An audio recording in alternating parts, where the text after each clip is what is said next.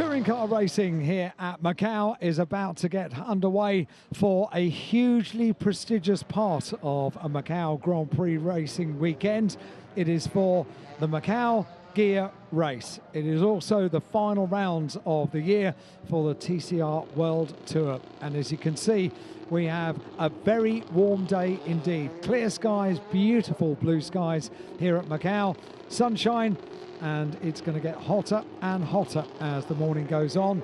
The second race of the weekend with Norbert Mikulits leading the TCR World Tour by with 428 points, from Rob Huff on 410 points, 18 points behind from Jan Elaché in third place. That's the driver standings as we go into the final round of the year. At the moment, it is advantage to Norbert Mikulits, who took the win yesterday around the streets of Macau. Let's have a look at some of the greats of touring car racing from around the world that have taken the title of the winner of the Macau Guia race. Over the years, the likes of Ivan Muller, Alain Menu, Andy Prio, Joe Winkelhock has won here. Emanuele Pirro has won as well. So many top drivers around the world, and thumbs up down on the grid ahead of the start of this race. And we are very soon about to see the cars lining up on the grid. Already the personnel are down there, all of the glitz and the glamour of this event already there. And if we add to the names of the greats that have won the Macau Guia race, let us add this man, Rob Huff, second in the championship heading into the final round of the year, and an absolute expert around the streets of Macau. He's won more times here at Macau than anyone else in a touring car. He is truly exceptional. This weekend, suggestion perhaps that the car is not quite on the pace of the front-running cars, but it's not far off. And with Rob at the wheel of the car, anything could happen in this finale here in the sunshine at Macau. But advantage in the championship most certainly held by the winner from yesterday, Norbert Mikulits, 18 points ahead at the front of the field. But at Macau, anything, David Anderson, can happen. And it is going to very shortly. Not only is it a coveted touring car race in isolation, it is a championship deciding race as well. It's a two-way title fight now. It was three yesterday, but Jan Elaché out of the title fight. The Link & Co.'s struggling for pace a little bit, but so too the Audi. And the fact that Norbert Mikulits comes into this with an advantage of 18 points in the championship certainly puts him in the pound seat. But it's a semi-reverse grid race, so we will start now 10th on the grid. And that's a quite painful number to reverse, isn't it? Well, it is, and it also, around here, absolutely puts you in jeopardy. So it is not inconceivable that Rob Huff could be the champion. It's going to be tough. There's no question about that. It's going to be tough, but it could be done. But some of that is not just down to Rob's ability, and we know that he is extraordinarily brave around here and knows how to be incisive and opportunistic early doors to make the passes. But he could also do with Norbert Mikulits getting into a little bit of strife, couldn't he? Certainly could, yeah, but as we've said, anything can happen. And one thing we are assured of around the streets of Macau, it won't be a dull race, that's for sure. Part of Rob's championship disappointment, if you like, was in qualifying. He was held up by Mikael Ashkiner, teammate to Norbert Mikulits. Read into that what you will. Rob said, I don't think they were playing a game. He said, if I thought there was something political about it, I would probably leave the paddock. And he was being quite sanguine about it. But he did make a valid point. You get points for qualifying. So Ashkiner, who had out-qualified him, was given a penalty of a grid drop, but kept his qualifying time and therefore kept the points. And Rob, not moaning, but saying, maybe we need to have a look at that for next year, which is understandable. Ted Bjork, good to go, with the redoubtable Paul Ridgway, his engineer, leaning into the car. Paul, who's, in touring car terms, been there, done it, and got the T-shirt. And we get the chance to hear from some of the top drivers down there on the grid, and Paul Jeffrey is our reporter down on the grid. Hello everybody, and welcome to a very intensely charged grid here at Macau. Jan Elaché, you've got a lot of work to do this afternoon. How are you feeling? What's the plan? Yeah, we got a lot of work to do after Yeah, the start yesterday was not great. Was a bit more grip than we expected, so the initial jump was good. Then we bogged and we lost a lot of places and a lot of points, but it's not over. Mathematically, it's still possible, so I will try to focus doing a good race. I have nothing to lose, so I will go for it definitely. But yeah, it will be tough, but to be honest, racing here in Macau, still playing for a title at the last race, honestly, it's just pure joy, and yeah, we secured the team champion already, so that's a good prize for all the team that they really deserve. So that's one tick. We hope to get the second one with a bit of luck. What's the target off of the start then? You've got one of the main rivals in Rob Huff directly in front of you. First lap's going to be critical. Yeah, it's gonna be. He's not a Macau rookie, so for sure it's gonna be tough. But I hope of doing some good races and enjoying the city. I mean, we are racing in Macau. We are very lucky to be here. For sure, we will go for it. But yeah, my main focus now is to do a good start, catching some position, and we count at the end. Fantastic. Best of luck, Jan. Thank you for your time. Right, let's have a little walk further up the field and see if we can find Rob Huff, that is starting just ahead of Jan Elishay on the grid. In fact, before we do, let's have a word with Detlef. Detlef Schmidt, big day today for you. How's the team feeling? What's the mood like? Yeah, very, very excited. Heart rate is in the red area. And yeah, let's Macau decide it. Absolutely. We know Rob's good round here. What's the plan off the start? To be in front. I like that enthusiasm. Best of luck. Thank you for your time. So Rob Huff indeed has a big day ahead of him. We seem to have lost him from the car. So let's have a little walk down here. In fact, he's talking to Frederick Vervish, his teammate. Maybe a little bit of team planning on us there. Rob, could we grab a quick word, sir? How are you feeling ahead of the race? Yeah, great. I mean, just nice to be here. Grand finale in Macau, and yeah, fighting for a world championship. So very happy. Fantastic. And what can you do from here?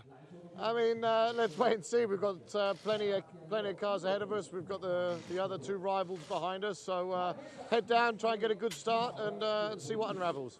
Appreciate it. Best of luck. And there we go. That's it from the grid. Let's get back to our commentary teams. And good to hear from Rob Huff ahead of this final race of the year for the TCR World Tour.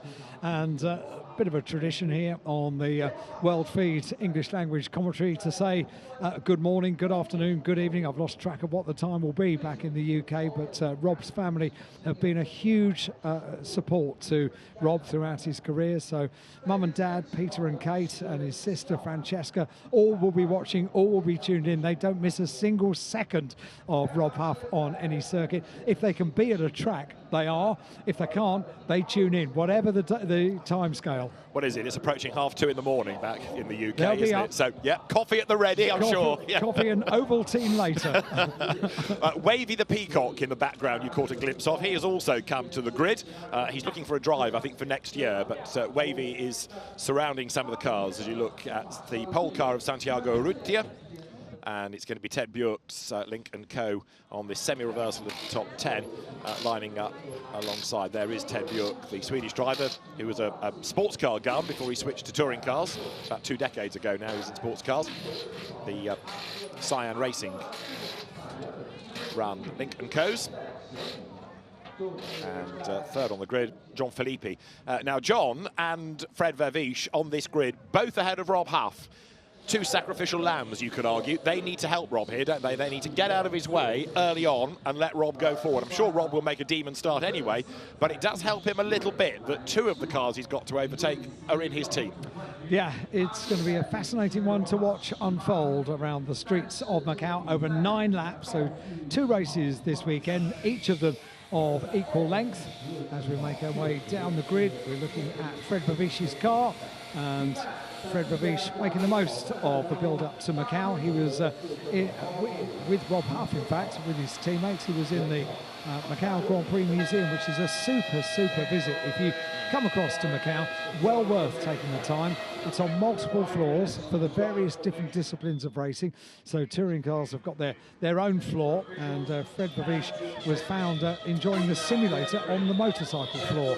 And it's quite interesting to watch, actually, that somebody that is a top driver, a world-class driver, getting on something that's a little bit different to what he would normally. And when he got off, he was very complimentary of the member of the public that he was racing against, and it was really nice to watch. A day off ahead of the competition. Fred Ravish has been a loyal Audi servant in touring cars and GT cars, former single-seater racer. So there is Rob Huff then. He is going to start this race from 6th on the grid. And he knows exactly how to win at Macau. He knows where you can pass, where you need to be a bit more respectful, and he also knows that John Philippi and Fred Vervish directly ahead of him will help his quest to become the first Kumho TCR World Tour champion. That's Nestor Girolami. He had an electrical gremlin in qualifying, but raced really well yesterday to finish in 2nd place. It was Norbert Mikelish, the winner from Girolami, from Huffy yesterday, the top 3 on the podium, and there is Jan Erlaché, 8th on the grid, Alan. Yeah, and it was good to hear from Jan down on the grid, because what he said about, well, if it's still mathematical, there's still an opportunity, and I'm going to be going for it. So, quite right too. There aren't many people that race at Macau that say their mum raced here. Some say, yeah, my dad raced at Macau, but Kathy Muller, Jan Erlaché's mum, was, I think, 5th in the very first year of Formula 3 back in 1983 in the Elf racing run. Ralt. There is Mikkel Ashkener, who lines up 9th on the grid, and I think he also will quite swiftly drop in behind his teammate Norbert Mikelish to, again, help him up the order. And also, of course, Jan Erlaché with a multiple champion, British touring car champion, a world touring car champion, a multiple ice racing champion, Ivan Muller, as an uncle. And it was quite cool, actually, just a few years ago when uncle and nephew were walking back to the hotel after the on-track action every day to see Uncle Ivan, one of the world greats in touring car racing and one of the coolest, calmest characters you could possibly hope to meet. Seems to run in the family, doesn't it? Yes, indeed. But Norbert Mikelish was pretty cool yesterday, reflecting on a good win and what he has to do today. I mean, he comes into this with an 18-point advantage, which is significant. As we keep saying, is not totally irreversible, but it's certainly going to be tough for Rob. If you're going to make me go for a prediction, I'll say Rob to win the race, but Norby to win the championship. But let's see how wrong we can be. That's not bad. That's not, pretty much where my mind was going as well. But I think we are going to see, without doubt, a very determined drive from Rob Huff, because he's one of those drivers that if there's a chance, he'll be going for it. Just saw Jason Barguana's son Ben with the Peugeot, the Teddy Claret built car. That is Marco Butti, who's come from TCR Italy. He had an engine change earlier on in the weekend, and that put him at the back of the grid yesterday. But he battled his way into 11th spot in yesterday's race. And then you get to the drivers that qualified out of last week's TCR Asia Challenge, and the best of those is number 1, Lo Se Ho. He lines up 13th on the grid ahead of Yan Chuang. Lo Se Ho is a very quick driver in, if you like, local company, up against the drivers from the World Championship, the World Tour. He's not been as quick, but he's held his own, I think. He's given a good account of himself. They all have, actually, to bear in mind that they are not as experienced as the world-class drivers that we have towards the front end of the grid. However, they are a very welcome addition, and a quite right addition to the Macau Guia race. Just to compete in this race is something very special, and when you see the class and the quality of drivers that we have competing here this weekend, it must be a privilege for them all to be on the grid. The grid, which is now being cleared. Just a little update on Wavy the Peacock that was down there. I don't think they quite measured up the dimensions. It's a fairly narrow gap to get back into the pit lane, and Wavy the Peacock had to be squeezed through the hole. I'm pleased to say that the tail feathers are intact. Excellent, because peacock wrangling is very important for the information flow about the Kumho TCR World Tour. It even has its own regulation about the ride height and the width of peacocks. He lies. It's all part of it, isn't it? It's all part of the theatre of Macau, exactly. And there's so much colour, and it is a wonderful atmosphere that we have for this final touring car race of the weekend, the final race for the Kumho TCR World Tour, the event of Macau, the Macau Guia race. Green flag lap is underway. You can see the grid scrolling through. Santiago Urrutia and Ted Bjork at the front. It's a one-by-one staggered grid, of course. Ahead of John Filippi and Fred Verviche, Marc Chinquois and Rob Huff. On the next row, row 4 is Nestor Girolami and Jan Erlaché from Mikkel Ashkener and Norbert Mikulic. Then Ben Baguana and Marco Butti ahead of the TCR Asia qualifiers, Lo Se-ho and Yan Chang. Paul Poon, he's got a good strike rate around here in the road sport type races, and the Macau Touring Car Cup. Tian Kai alongside, and then it is Deng Bao Wei, who we think's had an engine change and has therefore been put to the back of the grid. He will be the last of the, what have we got, 17 that are going to go racing here for the Macau Guia race. Alan's touched on some of those great names that have won it, and that's where you stand in the championship. 18 points between Norbert Mikulic and Rob Huff, but bear in mind it's 30 for a win, 25 for second, and points in the top 15, so there's as much to look at on the track as there is on the abacus. Right, a bit nail-biting for drivers, teams, supporters around the world as we weave the cars to get heat into the tyres. But that again is a regular thing, isn't it? Whether it's been the World Touring Car Cup, whether it's been the World Tour, whether it's been the old World Touring Car Championship. You know, the Guia race started off as a one-off race purely at Macau. Then it became part of the World Touring Car Championship, and it reflected the importance of that series. You know, you go back into the 1980s, even through the 90s, it was a one-off grid that would come here from far and wide, but it's always had a mega entry, and fascinating drivers and fascinating entry lists have been a feature. Touring car fans around the world tune in for the start of this race, the final rounds of the year for the TCR World Tour, first year of TCR World Tour, a format of touring car racing that has taken off around the world, in every corner of the world as well. There are a lot of TCR cars available to race in every corner of the globe, and very successful TCR championships take place around the world as well. It's going to be a little bit like a game of chess, this, isn't it? Because not only have you got that fight between Huff and Mikulic, and to a lesser degree Erlaché for the championship, but you've also got what the teammates are up to and where they are positioned to either help their teammate or hinder the others.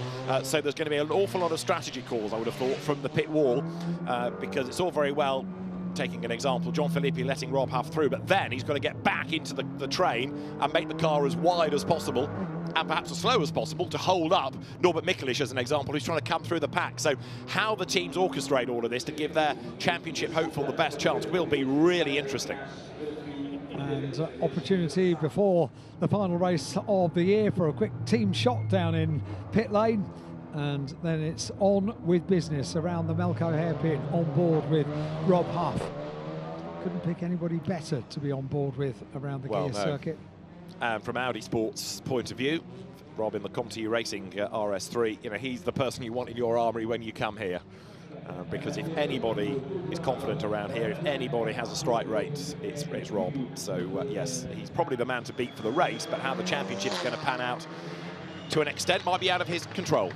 Still gets nervy before these races, despite the absolutely immense record that he has around the streets of Macau. Still gets nervy and still breathes in, holds his breath around Mandarin, which he reckons is just one of the most awesome corners you could possibly hope to drive in a touring car.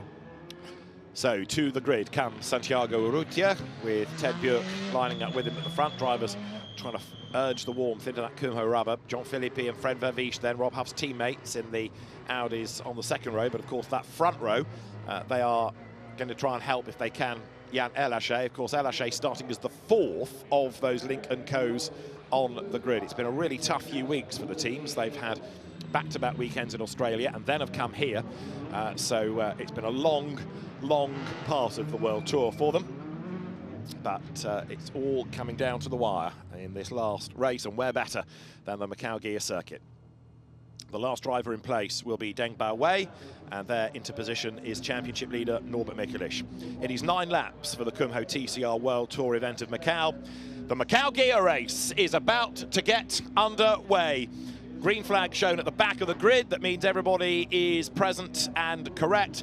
Then the drivers look towards the lights. 5 red lights will go on.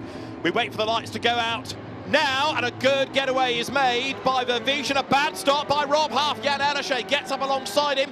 Rob Huff slow away, and we've had contact, I think, in the background. Paul Poon's car has picked up damage, but as they storm down towards Lisboa for the first time, it is going to be from pole position Santiago Urrutia up front, with in second place Bjork, and elbowing his way to the front Fred Vervish. He gets up in a second. Here comes Huff on the outside line. Here comes Huffy around Mandarin on the run down towards Lisboa. One in the wall, big shunt straight away. We had a Lincoln Co getting sideways. I think that's Deng Baowei's Honda that's come to grief, but as they drop down to Lisboa, Huff in 4th on the tail there of Bjork.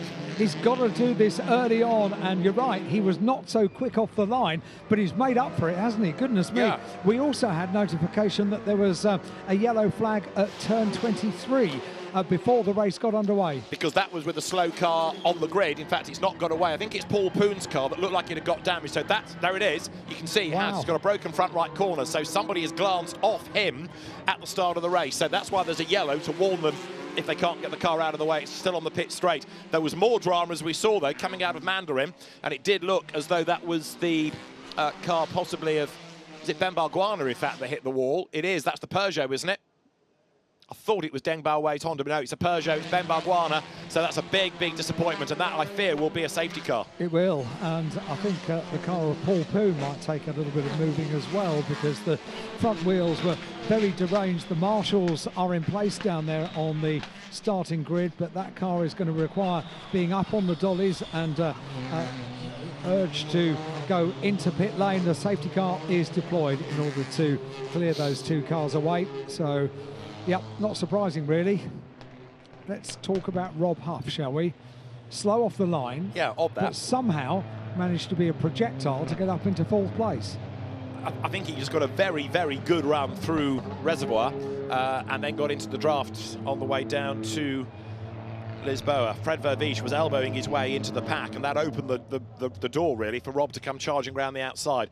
Safety car is on track, and the safety car will come through the pit lane in order to enable the marshals to work that little bit more effectively to get Paul Poon's car off the road. But we've got 2 incidents, as you saw, one at the start and then Ben Barguana hitting the wall. So they're trying to swing Paul Poon's car off the track, but I'm intrigued to know who hit him. It can only have been Deng Baowei, surely, but then coming out of Mandarin, that was a big whack into the wall for Ben Barguana. A lot of damage is done to the Peugeot, and that's a shame, because Ben had a really good weekend up to that point. And there's his dad in the background with the sunnies on, Jason Barguana looking on and on the radio, making sure that Bargs Jr. is okay. So, interruptions straight away in our final race of the year for the TCR World Tour. We got through yesterday without, I think. I know, we did, and we've just had a couple of more local races here at Macau, one for fairly standard cars as well. The other safety car through the pit lane, so the cars will file through pit lane now to allow the marshals to deal with Paul Poon's car. And we're going to replay of exactly what happened, see if we can get a better view of this. So off the start, just see how Rob Huff's car is reluctant to get away. Jan Ellershay gets alongside. Good start in turn from the front row. And it was Lo Se-ho who stalled, and as Paul Poon accelerated around him, misjudged it, hit the back, broke his own suspension. So he wasn't hit, he did the hitting. And look, Huff here on the outside, got a toe off everybody, then they moved out of his way, and job done. Round the outside into 4th place, and then bang, one of the Lincoln Co's hit the wall, and Ben Barguana behind did the same thing. Was that Ellershay that smote the wall, or Marcin Hua? I think it might have been Marcin Hua, but anyway, the real casualty was Ben Barguana. I'm surprised the Lincoln Co got away with that. That was a hit and a half. It was, yeah. Well, Jan Ellershay said before the start of the race that he was going to be a determined drive in this final round of the championship. In with a mathematical chance, he's going to be going for it, and going for it he was. Deng Baowei goes through the pit lane at the back of the queue. Lo Se-ho did get going then, despite the fact that he bogged down on the grid, so they're back on track. But now coming down towards Mandarin, and then they'll have to go past Ben Barguana's Peugeot. So this is a critical part of the race. So early on in the race, they've got heat into the tyres to take the start of the race. They now need to try and maintain that heat as much as they possibly can. And as they go past that stricken car being recovered, they thread their way through rather slowly, sedately, and then you can power down and get on with the business of heat cycle into the tyres. I love these shots on board. Gives a totally different perspective of the Guia circuit. Also gives you a great idea of how close those barriers are all the way around. This is the widest part of the circuit. It's the dual carriageway parts of the Guia circuit. Even during the course of racing over a weekend, it's normal public roads from 6 o'clock in the evening till 6 o'clock in the morning. And then we are gifted the circuit for motorsport, this festival of motorsport that happens once a year here in Macau. And what a privilege it is for the drivers and for the fans to witness every form of motorsport. Bikes, touring cars, GT cars are coming up next. World-class GT drivers. And of course, the return of FIA Formula 3 to Macau as well. And the Grand Prix, looking forward, is going to be just outstanding. Ben Barguana's car is off the road because the track is clear also at the last corner R bend, turn 23. The safety car will be able to use the track next time around, and maybe one more lap behind. Just depends how much liquid has been put down there. That's what's being addressed now. They'll have a quick look at the barriers as well. But we are about to come through with laps being added on with the safety car like this. So we're now up to 10 laps with the safety car, and I suspect we might go to another one after that. Yep, I think you might be right, and not the most ideal start to the race, but you need to keep your concentration now, keep your wits about you, and just get on with the business of weaving the car at every available opportunity. And this is a tight part of the circuit. There's barely the room to weave the car to keep heat in the tyres. But you can give it a little wiggle, and that does all the difference. Police and Moorish, two right-handed corners, quick one another on the Guia circuit, and then leads on to the slightly more sweeping left-hander, Donna Maria. Tightens up on the exit, and then the run down the hill towards the Melco hairpin. So, heading down the hill, this is where the circuit will open up. They can really begin to explore the circuit. Gets wider, becomes dual carriageway, and becomes incredibly quick part of the circuit as well. So we've not yet had a full racing lap under the control of the safety car, but they know what's going to happen here at Macau. This is inevitable. No run-off areas anywhere around the circuit. I suppose the only exception to that is the escape road down at Lisboa. You could, if you know the corner is not going to work quite right, you can elect to go down that. It's then not easy to come back on the circuit. Yeah, you need to quickly spin-turn the car around, don't you? So another lap completed by the safety car, and getting a replay of the start from looking back from Jan Erlache's car. Made a good start, actually, got ahead of Girolami as well there, and currently running in 6th place. Norbert Mikelish down in 9th at the moment as the cars came out of reservoir. Girolami then on the attack, and he was getting a tow off the Link & Co just up alongside. Now, was it Erlache that hit the wall at Mandarin? We're about to find out. He was on the outside line. He goes ahead of Ma Xinghua, and yes, it was Erlache that bounced off the barrier. For that car to still be in the race, not to have had a huge off as a legacy of that, is utterly extraordinary. It was a good spot, David. Well done. It was, yeah, they're built pretty strong, these cars, aren't they? Yeah. These TCR cars, but yeah. How many times have you and I seen touring car races where an innocuous touch does something to the suspension? Yeah. I mean, how that has got away without breaking something in that left rear corner, extraordinary, really is. Erlacher is very, very lucky, to say the least. Yeah, when you say bounce off the barrier, these barriers don't have much give in them. No, They quite. are No. incredibly solid barriers for obvious reasons, to protect everyone around the circuit and all of the course workers. There are a huge amount of marshals here. There's a huge amount of spectators here as well. These are very, very strong barriers right the way around the circuit. Safety car is going to come in this lap, so this is good news. We're going to be back to racing. And as we go back on board, the pace will begin to speed up just a little bit now on this section of the circuit. And once they've got around the Melco hairpin, we'll speed up that much more when the safety car is due to come into pit lane at the end of this.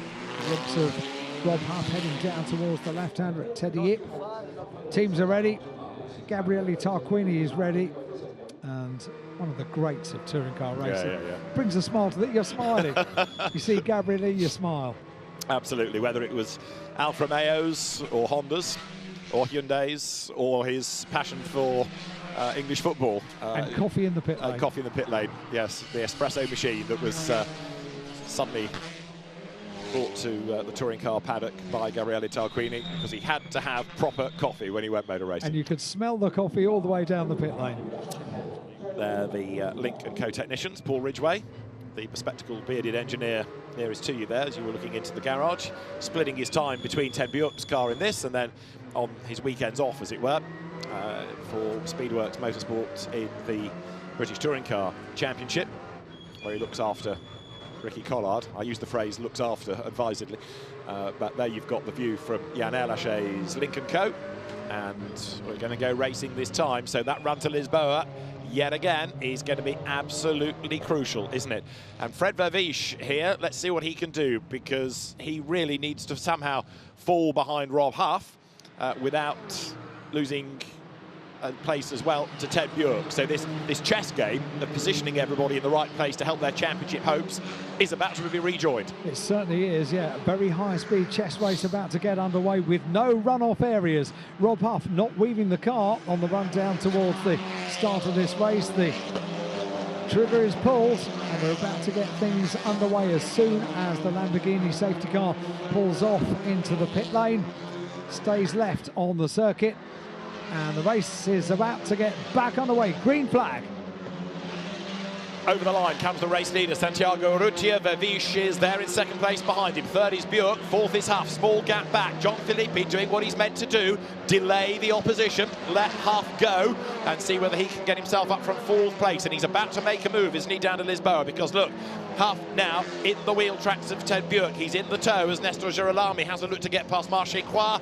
Down to Lisboa, there are the leaders, third and fourth. Actually, Huff's just dropped off the back ever so slightly. Not close enough, is he? Not close enough. He takes the line on the middle of the road, heading down towards Lisboa, but not close enough. There's a battle for the lead as well as they head in and they slot in single file through Lisboa. So it's not going to happen this time down at Lisboa. What happened to Rob? He did just drop back, didn't he? I think that's been the pattern of the weekend, though. Those Audis just don't seem to have that last tenth, and it was the same yesterday. We kept expecting things to happen, and they didn't. So again, the Audi tries to push on. He's on the back, of course, of the traffic going up the hill through the faraway S's element, but John Filippi behind him, keeping Jan Erlacher at bay. Mikulic is ninth to Huff's fourth at the moment. So John Filippi has put in the overall best on the first sector of this lap, and that's in the process of the battle going on behind the battle for top four, and the battle for the top four places kind of split off into two pairs at the front of the field. They are now a little bit closer in contention. Rob Huff can close right up on this twisty section of the course, so much more on the tail of Ted Bjork's car in third place. At the moment, Huffy has reduced that 18-point deficit to 10. Now, he's got a teammate up the road that can help him. He's also got his own ability to get past cars as well.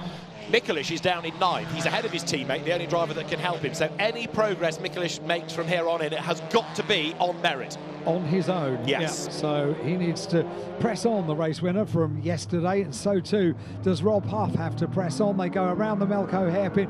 Now this is the opportunity to set up an overtake. Down through the sweeps of Black Sands on towards Fisherman's Bend. just not quick enough, though, is it? The car just seems to lack that final tenth, as we keep saying. And Vervish, likewise, needs to try and somehow get ahead of Urrutia and then stack them all up and let Huff get through the traffic. But he doesn't have the pace. Even though these Lincoln Co's have got 40 kilos of success ballast aboard, they're still looking quicker than the Audis right now. Looking pretty good, aren't they, the Lincoln Co's, as the race leader comes across the line. 4 laps completed now. Let's see who's going to be putting in the fastest lap of the race. It was John Filippi on that restart lap, so a 2:39 for John Filippi in 5th place. But what about the run down towards Lisboa? On board with Jan Elache. Fred Vervish having a little look there in 2nd place. Having another little look as well. This is pacey between the two of them on the run down towards Lisboa. Fred Vervish is close enough, isn't he? Needs DRS. He's close enough, but not on the way in. He's got to try and pounce on the way out of the corner, but the Lincoln Co just seems to have better drive off that right-hander. They bunched up behind, though. Björk and Huff are a little bit closer, and John Filippi in 5th has done the fastest lap of the race, but he is still doing what he's meant to do, and that's keeping Elache and the rest behind. Look at the battle for the lead, though, on the tight and twisty section. All Fred Vervish needs is a tiny little error. There was a little wiggle there for the race leader, and therefore right on the tail now is Fred Vervish. Now, what can he do on this section of the course? It's where it's at its tightest, and you've got a grandstand view of the battle for the lead from Rob Huff there in 4th place. They have all closed up. All they can hope for is a tiny little error. Absolutely right. Vervish then crawling all over the back of Urrutia as they went up the hill, but he's dropped away just a little bit. So that now means that he's got Ted Björk closing on him, and Rob Huff in 4th spot. And again, they'll all concertina as they get to the Melco hairpin. Coming out of police now, heading up towards Moorish. And then on to Donna Maria, that next left-hand hairpin. That's Moorish. So Fred Vervish has fallen back a couple of lengths, but he can make that up under braking, I would have thought, for Melco. Urrutia is driving a very good race, though, at the moment. He's been under pressure, but now Vervish still needing to claw back the lost ground. One tiny little error for the race leader on this lap. Not enough to allow Fred Vervish, and now has pulled away a little bit at the front as they head down from the Melco hairpin. Is this a change of plan? Instead of Vervish going for the lead, is he now trying to stack up Björk behind him and let Huff get past the pair, and then he can have a go at getting after Urrutia? Because even if he can't get him, it's better that Rob is 2nd than 4th, isn't it? It may be. So yeah, that may well be the case. The game of chess might be changing here. Yep, you're right. And you should get a job working for a team on strategy for a race. That's perish the thought. No. That's utterly brilliant. Well, it's not happened yet, so I might be wrong. Over the line they go. Urrutia to Vervish is just over a second. But again, those Lincoln Co's have got decent pace today, haven't they? And Huff in 4th place. Then John Filippi in 5th spot as they come down now towards Mandarin. Huff pulls out and pulls back in again. He's right on the tail of Ted Björk as they come through that ultra-fast right-hander down towards Lisboa. There are the leaders, look for 3rd. Huff is close, but not close enough. And Vervish is closing up under braking once more, isn't he? Frustrating for Rob Huff in 3rd place. Frustrating, I think, also for Fred Vervish, who just had a little look at the lead going down towards Lisboa. Maybe just giving a false sense of security as to exactly what he's going to be planning on doing for the remainder of this race. 6 out of 11 laps here for the Macau Guia race for 2023. And even with Mikolish 9th, Huffy has still got to win the race, and he's still trapped in 4th position. Remember, we're up to 11 laps, though, because of those safety car laps. We're on lap 6 at the moment, and again, they've concertinaed for the race lead, so you can see the top 2 absolutely together there. Urrutia with Fred Vervish all over him like a fat pigeon on a chip as they come towards us, and in fact, now it's 6 for the lead, because you've got Filippi and Elache joining the party. Do not expect me to speak after that. We've got a black and orange flag given to car number 22. So car number 22 receiving it, and that's Jan Tran in the number 22 car. Please warn me in future. Sorry. And the race leaders turn into the right-hander at police. Up towards Moorish they go. And yeah, Urrutia is driving a great race. Fred Vervish just had a little look on the outside going down into Lisboa.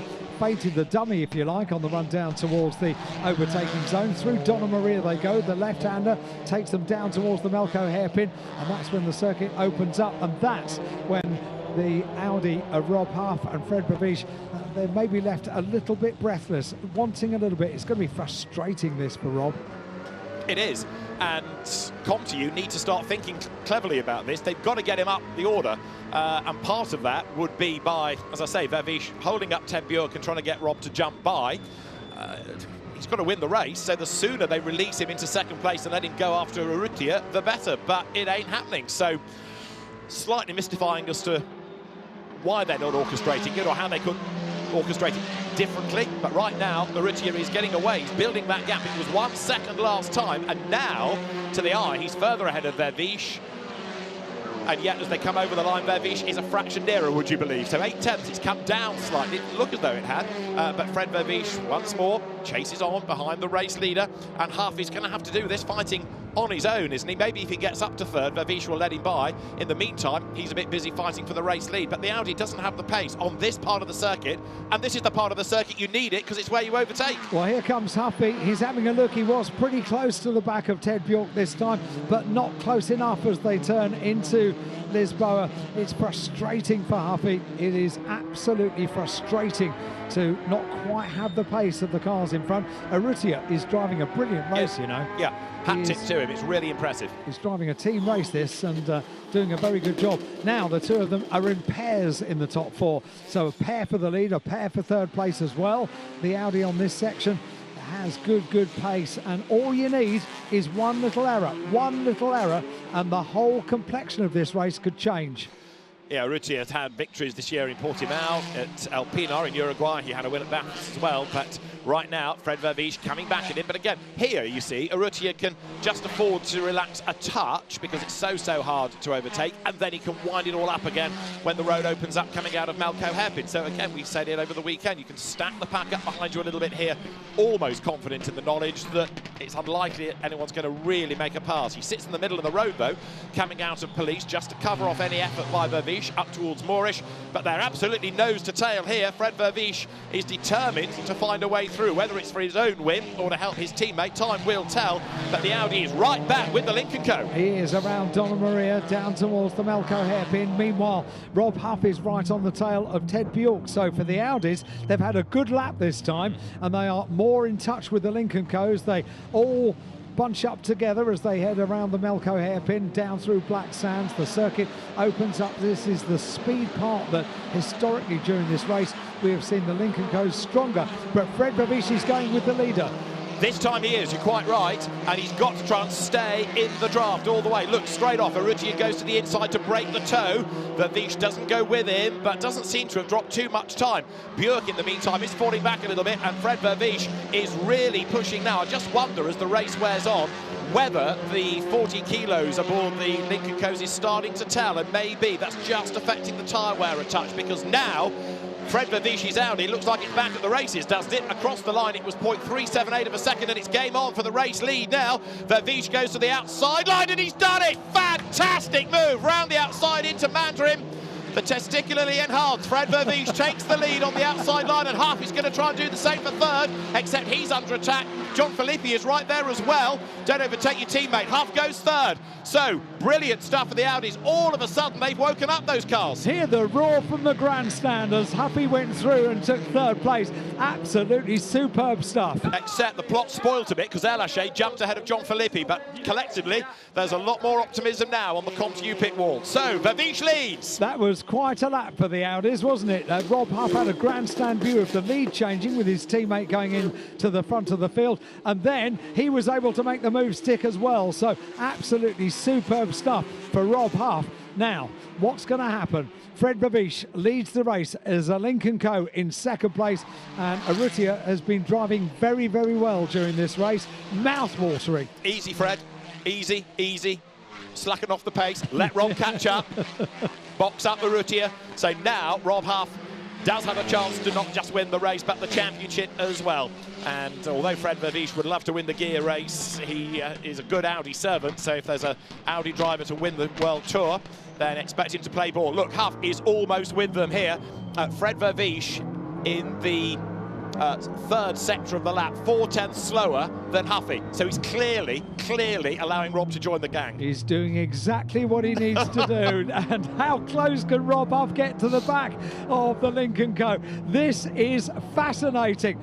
What's happened? The bonnet's come up on Rob Huff's car. He can't see a thing. The bonnet has come up on Rob Huff's car. You couldn't write the script for this. He can barely get around the Macau hairpin. I don't know how he has. He's going to have to pit, of course, but that's the dream over. Rob Huff's bonnet suddenly has come up. Did he tag the back of the Lincoln Co and that did some damage? He was close. But either way, Rob Huff now peering through a tiny gap. He's heading for the pit lane, and Norbert Mikelish is going to be the World Tour champion come what may, because Rob Huff is going to have to pit. And after all of that, what it now does give us is a fight between Vervish and Urrutia for the win. This battle pack is for third place, and your heart goes out to Rob Huff, because all of a sudden what should have been his title is going to be a pit stop. After all of that, the roar from the grandstand, Huffy was on his way, and then all of a sudden the bonnet came up. It was just so peculiar. We were on board, all of a sudden the vision was gone. What's happened? The bonnet's come up. Goodness me, Rob Huff. Like you say, you can't write it. Macau is always a venue with something up its sleeve. There's always a sting in the tail. So Rob Huff to the pit lane. Vervish leading now by just under half a second from Urrutia. Now Jan Elaché is up into third place, and the bonnet is all distorted on Rob Huff's car. It's not just up, it's up and twisted. It's going to be a long stop to sort of hammer that back into place. But he's going to rejoin in last, and that does not reflect his ability in his race. I'll tell you what, I don't know how he got back to the pit lane. I mean, that's pretty incredible. When they say that a driver knows this circuit like the back of your hand, you would need to. The team go to work, but as far as the championship is concerned, it's gone. It's all over, and the cracked windscreen is the legacy of that bonnet flying up as well. Heartbreak, heartbreak, heartbreak for Huffy. But did he tag the back and that just broke the pins? He was very close. Yeah, maybe that was it. Maybe it was just a tiny touch, but yeah. And again, it's one of those things you could never legislate for. How many times do we see touring cars tap the tail of another, and that doesn't happen? Yeah. And the one in a million time that you don't want it, it's what happens, and it ruins the race and the championship for you. But Fred Vervish then, potentially, is going to be the Guia race winner and add his name to that list of touring car greats. And he did everything he had to do for the team. He was going according to plan. Everything was right. We saw Huffy and Fred together at the museum. They go on really well. There's a lovely relationship between the two of them. And so even to the extent that Fred was on the motorcycle simulator, Huffy was taking the pictures. He was doing the video while he was doing that, and shouting out advice as well. But oh dear. You can do everything, can't, and then something like that happens that you just cannot predict. Well, Fred Vervish, in a sense, will be pretty pleased. You could argue about that. Yes, he's mates with Rob, but it does mean he's going to win the race, potentially, now, because he doesn't have to sacrifice himself for a teammate. Jan Elaché is up into third. Now, that's a remarkable result. Yeah. The car, don't forget, bounced off the barrier early on, so he's the second of the four Lincoln Co's, but he's some way back from Urrutia here. So they continue on their way. They complete now 9 laps complete for race leader Fred Vervish in the Audi. A 2:30.555. Fred has just put in the fastest lap of the race at the front of the field. He's pulled away from Santiago Urrutia in second place. Jan Elaché driving a superb race this, third place, and Jan Elaché is putting in overall best sectors as well. But I can't stop thinking about Rob Huff down in pit lane. I'm just wondering which of the many Belgian beers Fred Vervish will be finding to celebrate a Guia race win if it does pan out his way. He's ahead of Santiago Urrutia in second place, Jan Elaché in third, then it's Bure, Mar and Girolami to round out the top 6. And a replay of what happened to Rob Huff, a little tap. It was a little tap, and a little tap that did so much damage, because then the bonnet flies up, the windscreen is broken, the game is over, and it's heartbreak for Huffy. So did Urrutia back off just a little bit too much, or was Rob so keen to get on with the race that he was just that fraction too fast, too close? Well, they'll argue that out between them, no doubt. But what it does give us is the Competition Audi of Fred Vervish in the lead. One more lap to run at the end of this. He is set to become the Guia race winner.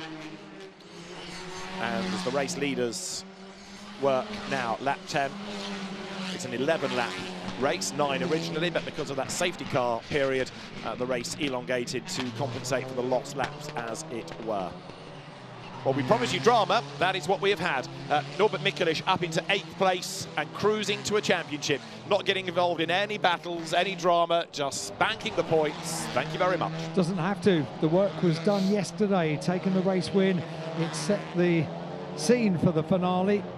It was a tall order for Rob Huff. It was going according to plan, but the tiniest of touches, it was just a little tap, and that was what spelt the end of the championship hopes for Rob Huff, a former World Touring Car champion, crowned here at Macau. But Norbert Mikulic is going to add his name to the trophy for the first ever TCR World Tour. 10 out of 11 laps complete, and we are about to go on to the final lap. Fred Babiš crosses the line, goes on to the final lap of the race. And with Audi Sports customer racing programme coming to an end at the end of the season, you could say that it's a fitting winner, really, in Fred. He's been, as I keep saying, so good for Audi, whether it's been in GT cars or touring cars, very versatile, jumping from 2-litre touring cars to GT3 machinery week after week, and to bow out with a victory in this would be a fitting result, I reckon. I wondered if Paul Jeffrey was going to go a word from Rob Huff down in the pit lane. The fact that we have not had a word would suggest absolute disappointment for Rob Huff. I think he's back out and circulating. Oh, actually. is he? Yeah, I think he's gone back out, yeah. They'll put the car back out on track. The unfortunate tale for Rob Huff is the joy for Norbert Mikulic in 8th place, because all he has to do is stay where he is for the remaining lap, on board with Norby, and a race winner yesterday, 8th place today. You won't be worried about that. It's the points that matter. And with his closest rival in the championship having that moment with the bonnet coming up, the windscreen being broken, I tell you what, visibility is not going to be great for Rob. It's one thing to take down the bonnet, but that spider-webbed windscreen is going to be very, very tricky for Rob. And of course, although you sit very low, you could just about peer through the little gap at the bottom. There's no way he could have carried on in the race. So, so frustrating. That little tap in the back, enough to break the bonnet pins. The bonnet flies up, and ultimately, therefore, Rob Huff's race, and more importantly, you can say championship aspirations, disappear. But Fred Babiš now, having battled his way into the lead, is still going to rock out a deserving winner of the Macau Guia race for 2023. Yep, Fred Babiš did everything that was required of him as far as the team was concerned, as far as the points were concerned for the TCR World Tour, and he's going to take a win. So he is going to take the prestigious win for the Macau Guia race, race 2 of the weekend. But the points go the way of Norbert Mikulic in car 105. He's going to take the title at the end of this, so there will be multiple celebrations down in pit lane, not only for the race winner, Fred Babiš, who heads up towards the final turns on the Guia circuit here at Macau, and the checkered flag is ready. It waves for Fred Babiš. He takes the win for the Macau Guia race here on Grand Prix Day for the 70th Macau Grand Prix. Fred Babiš is the winner. Santiago comes in 2nd place. Jan Erlache in 3rd place. Ted Bjork, Marcin Hua, we didn't speak about him, did he? In 5th place. And Girolami completes the top 6. Felipe and Mikulic takes 8th place, takes the checkered flag, which prompts the celebrations down in pit lane. Gabriele Tarquini getting involved in that, leaping up and down, and there we go. That's what it looks to take a world title. And cool, calm and collected, just a thumbs up from Norby in the car. Well, that, in terms of all the drama at the front, that was one of the most understated drives to win a championship, because initially he was banking points, and just as it was about to get interesting for the strategy at Audi, with Huff in 3rd and drawing closer to Babiš, then it all unravelled. So we never really saw what Mikulic might have been able to do to try and fight for places, but the instructions from the pit wall very clear: bank, bank, bank, and that is what he did. But you've got to feel for Huff, you've got to feel for Comteau. That said, well done Fred Babiš, because that was a good drive. So celebrations will take place down in Park Fairway in a few moments. For every loser, there is a winner as well, and Norbert Mikulic wins the title at the end, and lights up the tyres for the Fred Vavish car on the run towards San Francisco. He's enjoying this, isn't he? Goodness me. Absolutely lights up the tyres on the Audi. Good little battle there. Deng Bao Wei getting ahead of Yan Chuang right at the very end. So those two squabble to the line. But yeah, Fred Vavish, as you say, celebrating. I think I'm right in saying that's his first win of the year. So he's been on the podium, but he hasn't been a race winner. So you can understand that it matters. And of all the places to score that one win of the year, we're better than here. But the Hyundai team, the BRC Hyundai N Squadra Corsa, are champions. They certainly are, and you can tell as well, smiles on the faces down in pit lane here at Macau. Celebrations for Norby Mikulits in a few moments when he gets down to Parc Fermé. Just the cool thumbs up to the marshals, to the crowds, and there are plenty of them here. And it is a controlled celebration for Norbert Mikulits.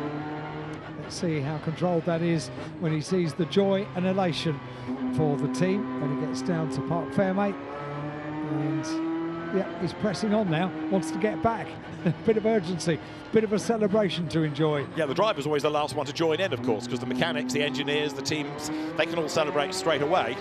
And the driver has to wait and wait. The Spa 24 hours, these days, the podium is in the village opposite Danato Rouge, and many of the winning teams are up in the F1 pits, and so it's a long time before they get down to join the driver that does the last stint. You see Rob Huff rather disconsolately walking back, but his teammate Fred Vavish is the man who has won the Guia race. He's won the last race within Kumho TCR World Tour, this event of Macau. And for his maiden victory, his sole victory of the season, he will be a very happy man indeed. We've seen him busy this year in GT3 machinery for Audi and in touring cars as well. Good drive and a really fascinating race, full of drama, full of talking points all the way through. Yep, so the drivers making their way back to pit lane. There will be multiple podiums coming up. We will have, first of all, the top three in the race. It will be for the Macau Guia race. Then we will have the trophy for the 2023 TCR World Tour in Macau. And then we will have the champions of the 2023 Kumho TCR World Tour as well. Top three all will be making their way onto the podium, including the winning team as well.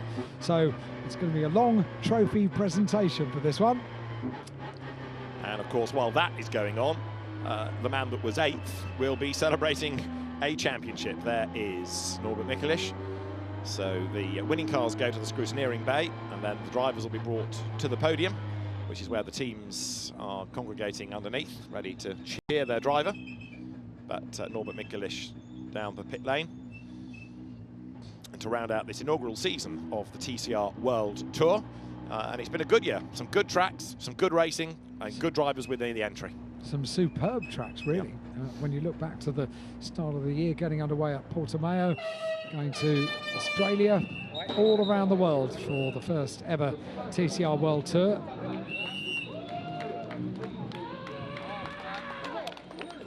There, the champion is ready. Fabio Rovaili from WSC Group, marshalling the drivers toward the podium. That's Norbert Mikulits, who goes to scrutineering so they can check the champion's car. And the Elantra, the latest TCR mount from Hyundai. And Fred Vavish coming to the foot of the podium with his rear wheels locked to celebrate. He's absolutely delighted with that.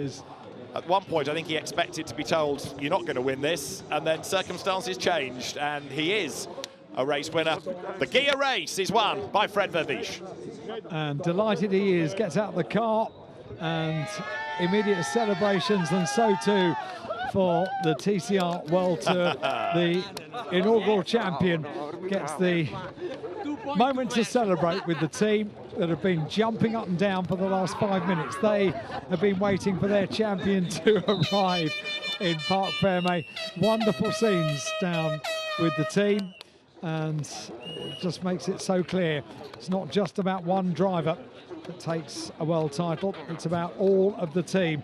Hugs all around, celebrations down in Parc Fermé in the sunshine here at Macau, and these pictures going around the world, of course, for the supporters of a championship battle. Drivers coming to congratulate him, others being commiserated with, but for Fred Ravish, there's Rob Huff just walking through the shot. Emotional times for the Audi Sport teams as the association with the brand comes to an end. Contiu heading to Aston Martin for GTs for next year. We'll see what happens in touring car terms, because although the cars would still be eligible, if Audi Sport isn't able to service the customers, then what do you do? I think that with this car I can win. So, words of congratulations from Gabrielli, and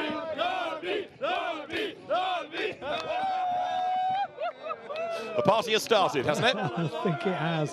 It's going to carry on all afternoon into the evening. The prize-giving ceremony tonight here in Macau, and of course the parties will ensue. And there's the smile, there's the shot as well, and that's one for the family album, isn't it?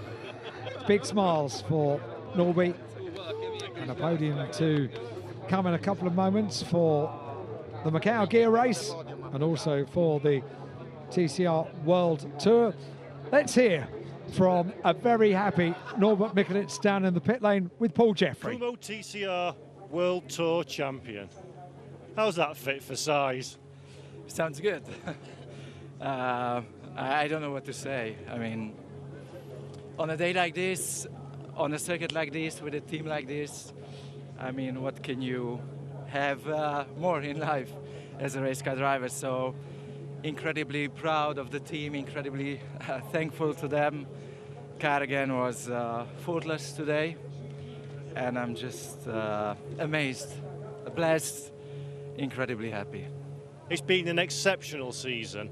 Tell me about the emotions that you're going through right now.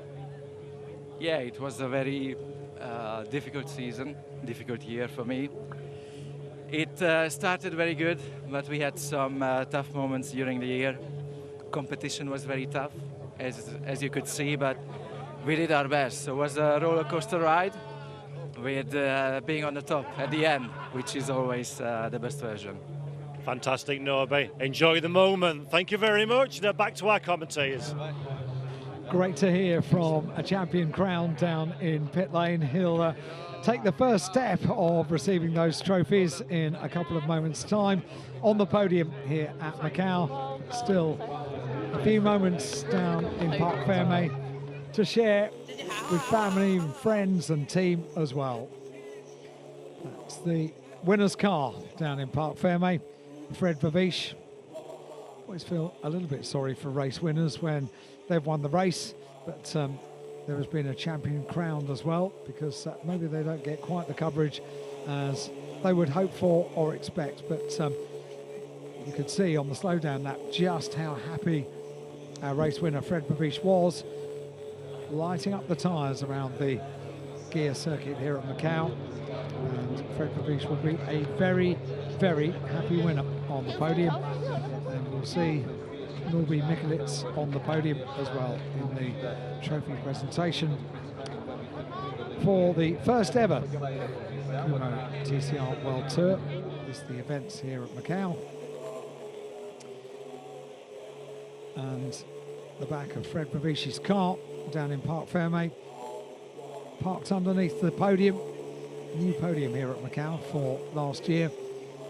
Huge amount of space on the podium, and this massive screen at the back of the three podium steps allows the VIPs and the hospitality guests and the spectators in the grandstand opposite the start-finish line to keep in touch with all of the action right the way around the circuit.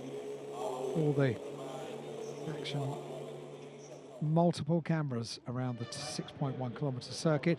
Confirmation of round 20 of 20 for the Kumo TCR World Tour. Fred Vavish takes the win and did so in amazing style, 3.7 seconds ahead of Urrutia, Santiago Urrutia in second place, Yann Elaché in third place, Ted Bjork in fourth place, Marcin Roy in fifth place, Girolami in sixth place, Felipe and the all-important Norbert Mikulec in eighth position and taking the TCR World Tour event crown. Right the way down the order, we had in total, 13 finishers. And with the podium standing by, we will very soon get the podium presenters out. As we say, 3 podiums coming up for the Macau Guia race. And that's the winner's car being pushed back into place just underneath the podium to get exactly the right place for the shots. And confirmation of the standings. Jan Lachey finishing 10 points behind Norbert Mikulits in the championship, and Rob Huff still there in the podium positions for the championship, but without the top step of the podium, Rob's going to be very disappointed indeed, as he will take his place on the championship podium. It's sunny here at Macau, and the sun will shine down on the podium presentations in just a couple of moments, ahead of 2 more races here on the Guia circuit at Macau. One will be for the Macau GT Cup. That's due to get underway local time at 5 past midday. Local time now is 25 past 11.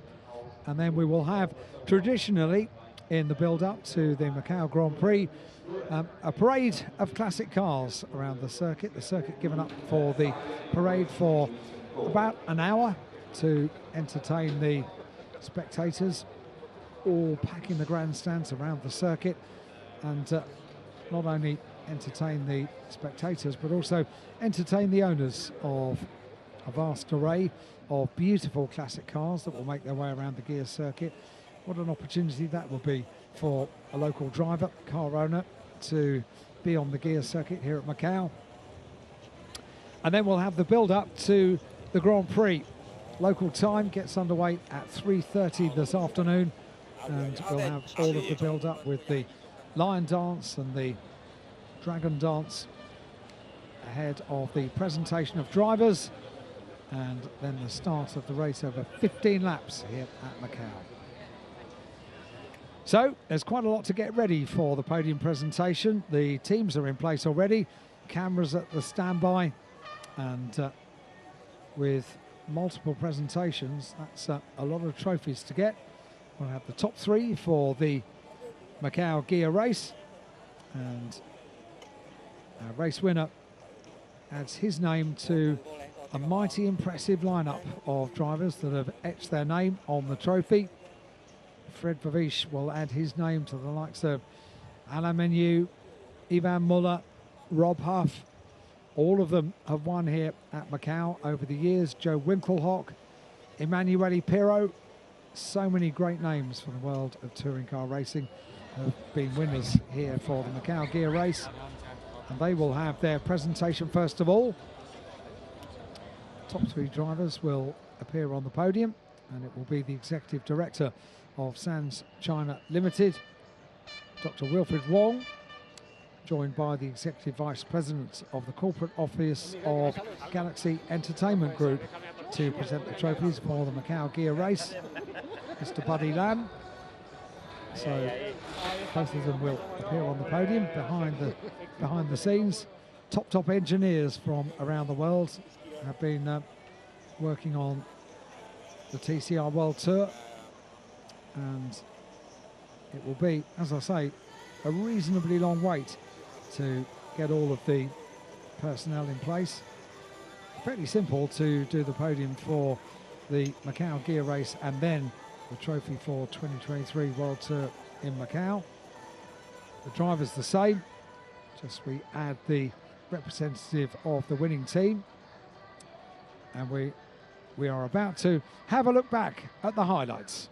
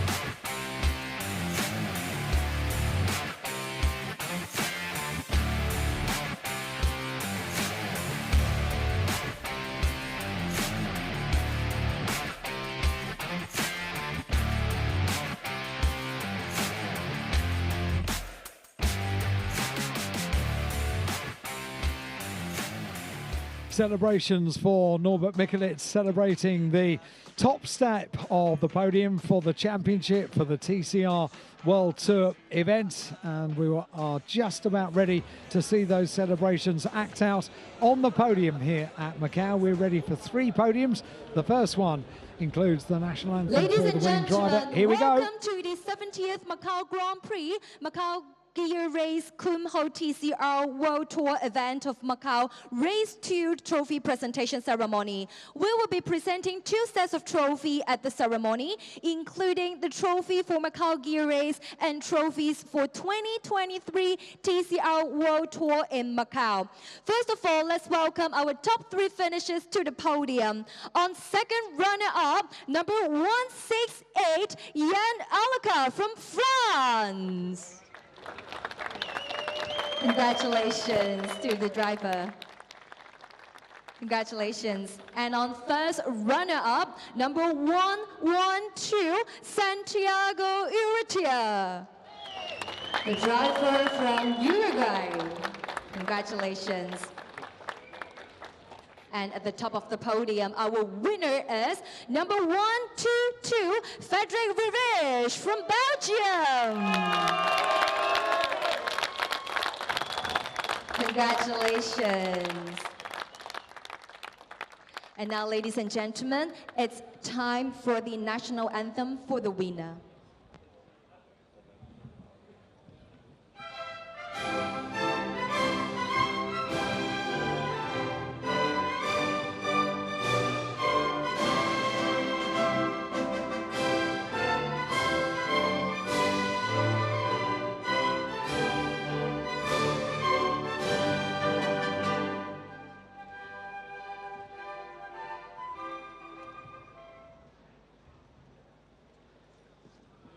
And now I would like to invite the guests to present the laurel to the top 3 winners first. Let's welcome Dr. Wilfred Wong, President and Executive Director of Sense China Limited, to present the laurel to our top 3 winners.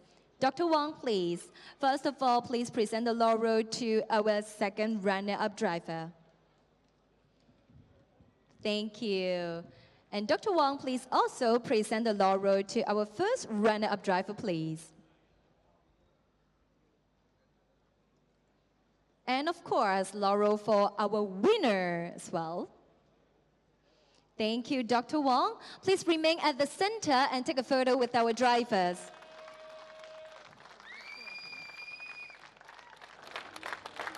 Please look to the front and let's take a photo with the guests first. Please look to the front to take a photo together first. Thank you. Thank you, drivers. Please remain here. And thank you, Dr. Wong. Thank you. And of course, after presenting the laurel, we are going to present the trophies for Macau Guia Race. I would like to invite our guests to present the trophies for us. Let's welcome Mr. Buddy Lam, Executive Vice President, Corporate Office of Galaxy Entertainment Group, to present the trophies to our top 3 winners. First, the second runner-up, Jan Alaka. Congratulations. And to our first runner-up, Santiago. Last but not the least, Mr. Lam, please also present the trophy for Macau Guia Race to the winner, Frederic Rivage. Congratulations. So please take a photo with our drivers. Please look to the front. Thank you. And I would like to invite the drivers, please remain here. And Mr. Lam also remain here. I would like to invite back Dr. Wilfred Wong to join this group picture together. Thank you very much. Congratulations. And yeah, the driver, you can reach to the top of the podium as well. Please look to the front. Let's take this photo together, please.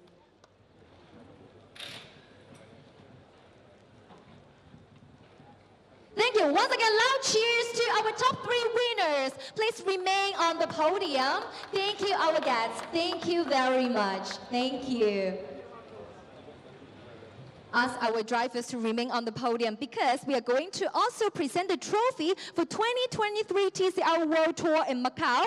And for our winning team, I would like to invite the representative of the winning team to also come up to the stage and receive the trophy. And the winning team is Audi Sport Team. Come to you. Let's welcome Francois Verbers.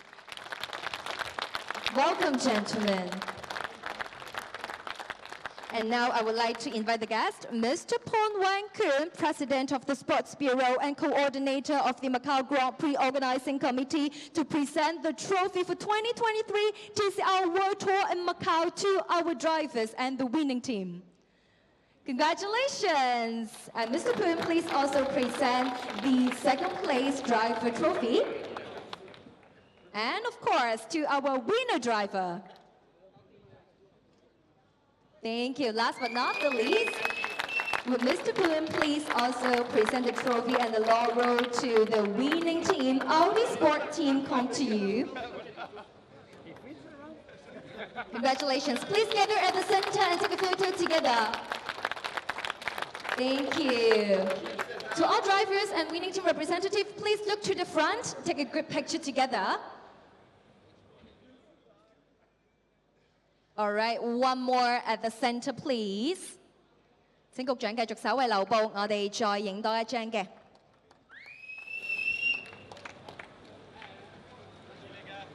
Thank you, team. Please again remain on stage. Thank you, guests. Thank you very much.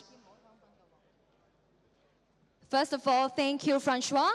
Thank you very much. And with top 3 drivers, please remain because it's the champagne shower time for our winners. Again, it's the time to let our audience, the team, to share your happiness. So once again, to all the audience, let's give a loud cheers to the winners! Woo! Congratulations! Thank you very much. Drivers, please again remain here at the podium for some questions. So now I would like to pass the time to Chris to ask some questions for our drivers, share their feelings. Chris, please. Thanks very much. Let's go in reverse, or let's start with Jan Erlacher. Jan, it was always going to be tough from the reverse grid from 8th place. You gave it everything, got all the way up to 3rd place. Championships don't get much closer. It could have been any one of you, Rob, Norbert. It's been such a good year. Yeah, it was a good year. First of all, big thanks to all the team. You know, it's very tough doing a championship like this, going to continent, and very thankful as well to my teammates that helped me a big part of this season to be here now. So no, it's really nice feeling to come here in Macau. Every fans and spectators are very welcoming here, and the place is just amazing. And being here, fighting for the championship is a childhood dream, you know, and I've been watching Ivan, my uncle, doing this for years and years, so being here today make me quite proud, and yeah, we will celebrate tonight now with the team. It's nice to finish second in championship. We were chasing first, but we gave everything we had in this race. Terrific effort. Well done to you, Jan. Santiago, let me come to you next. Oh, for so long, my friend, I thought you were going to win that race. You led for most of the race, but a really good effort to finish second. Yeah, it was my first time in Macau, so it was good to learn for next year. And what to say? I mean, it's just, you know, when you start in the pole, you want to win, but you cannot win every time. And we were lack on speed on the straight, and I did my best, but without having the toe at the front, it was difficult. So I ended up second. It was a year with up and downs. We won the team's championship, and to Hyundai, congratulations, guys, to win the drivers' championship. And I think, you know, it is what it is. It's racing. That was the last race. Now it's time to summer break in my country, winter in Europe. But we'll get ready for next year. It's going to be a tough one, as always. So thank you to Cyan and Lincoln Co. for the great effort they have done. We ended up last race in the podium, so now it's time to rest with the guys and enjoy a little bit of Macau. Enjoy your break. Well done to you. Fred, fantastic drive. There was a lot going on in that race. You were trying to win it. I think you were trying to help the team and help Rob as well. But once you pulled the trigger, talk me through that move. You really lined it up at the end of the lap before, I think. Yeah, I was in a better position than the lap before, so I knew I had a chance, and he tried to defend well. I think that was all very fair, and target was to be P1, and then obviously the only goal for me personally and also for the team and for Audi Sport was to help Rob as much as possible, and we were very close. And that's why also I have very mixed emotions. I'm very happy to be Macau winner because it's very special. It's the most special race of the year. But on the other hand, yeah, we lost a lot as well. So it's a shame, but I think we fought very hard. And again, a big congrats to come to you, to our guys, to our team spirit, and to Rob, who in my opinion really deserved to win the championship. Well driven, fantastic drive. Give it up for your race winner, Fred Babish. Thank you, Chris. Congratulations once again to the top 3 winners. So to our audience, may I again have your attention to our trophy presentation podium, because upcoming we are going to also present another set of trophy, which is the champions of the 2023 Kumho TCR World Tour. So welcome our Greek girls here first. Now I would like to invite our top 3 winners to the podium. On 3rd classified driver, Rob Hoof. Congratulations. Congratulations. On the 2nd classified driver, Jan Alaka. Once again, welcome the driver on the podium.